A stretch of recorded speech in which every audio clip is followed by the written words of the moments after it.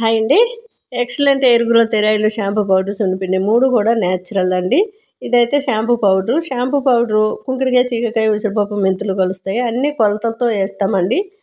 అంతేకాదు మనకి మంచి రీగ్రోత్ కావాలి అనుకుంటే హెయిర్ ఆయిల్ నైట్ టైం కానీ డే టైం కానీ 5 నుంచి 10 నిమిషాలు మసాజ్ చేసుకొని నెక్స్ట్ డే ఈ షాంపూ పౌడర్ ఒక కప్పులో తీసుకొని మీ జుట్టును బట్టి 1 స్పూన్ 2 స్పూన్లు వేసుకొని కొద్దిగా వాటర్ పోసి జారుడుగా కలుపుకొని కుదుళ్ళ నుంచి చిగుర్ల వరకు అప్లై చేసి ఒక ప్యాక్ లాగా వేసుకోవాలి. ఒక 20 నిమిషాలు నెత్తిలో ఉన్నట్టు చూసుకొని కొద్ది వాటర్ పోసి రబ్ చేసి రుద్దుకోవడమే. చక్కటి రిజల్ట్ అయితే ఉంటుంది. మనకి డాండ్రఫ్ తీసేస్తుంది, వైట్ హెయిర్ రాకుండా చేస్తుంది, మంచి రీగ్రోత్ కనిపిస్తుంది.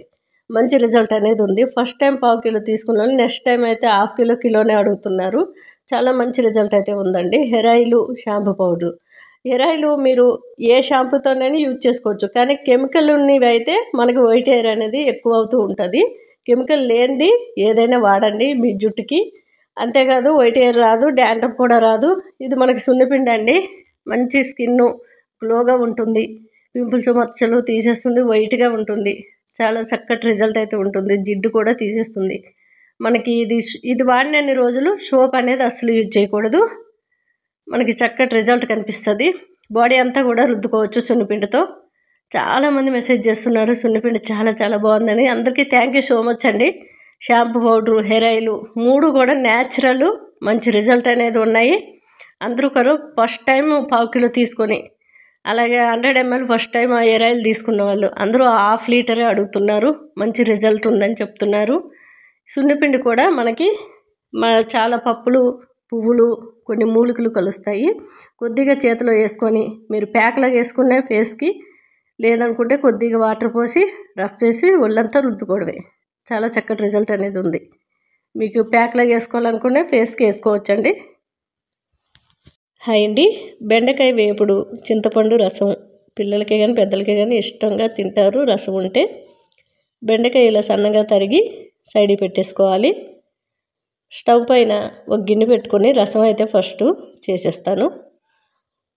కొద్దిగా ఆయిల్ వేసుకున్నాను. మెంతులు, జీలకర్ర, ఎల్లుల్లిపాయలు, 2 ఎండుమిర్చీలు ముక్కలు చేసి వేసుకోవాలి. కరివేపాకు ఉంటే మీరు వేసుకోండి. కొద్దిగా ఇంగువ, అంతేనండి.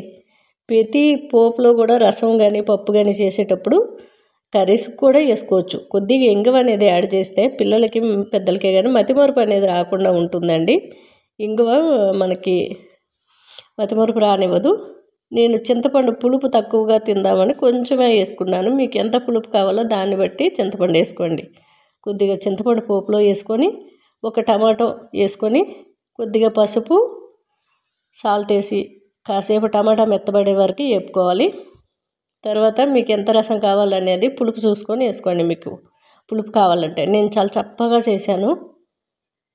ఇలా ఉంటేనే పిల్లలు చాలా ఇష్టంగా తింటారు. అన్నం కాస్త మెత్తగా ఉడకబెట్టుకొని దాంట్లో ఈ రసం కలిపేసి పిల్లలకు స్పూన్ పెట్టించిన, లేదు తినగలిగిన పిల్లలైతే అలా తినబెట్టి, తినలేని పిల్లలైతే మీరే చేత్తో తినిపించి కొంచెం ఎండుమిర్చి కూడా కాస్త తక్కువ వేసుకుంటే ఈజీగా తినేస్తారు. కొద్దిగా లాస్ట్లో స్టవ్ బంద్ చేసి ఒక్క పొంగు వస్తే సరిపోతుంది.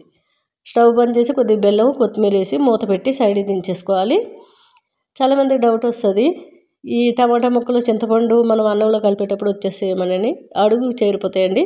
మీకు అంతగా డౌట్ ఉంటే వేరే గిన్నెలోకి ఆ పైపోయిన రసం అంతా తీసేయచ్చు. ఒక్క చుక్క కూడా ఉండదు మీకు రసం. అడుగున చింతపండు, టమాటా ముక్కలు ఉండిపోతాయి.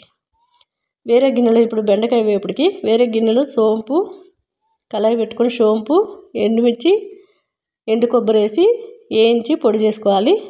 అదే కళాయిలో కొద్దిగా ఆయిల్ వేసుకొని ఆవాలు, జీలకర్ర, శనగపప్పు, మినపప్పు, కొద్దిగా పసుపు వేసి ఈ తరిగి పెట్టుకున్న బెండకాయ ముక్కలన్నీ వేసేసుకొని బాగా వేగిన తర్వాత కొద్దిగా సాల్ట్ వేసుకొని ఆ మిక్సీ పట్టుకున్న పొడి అంతా కూడా వేసుకోవాలి.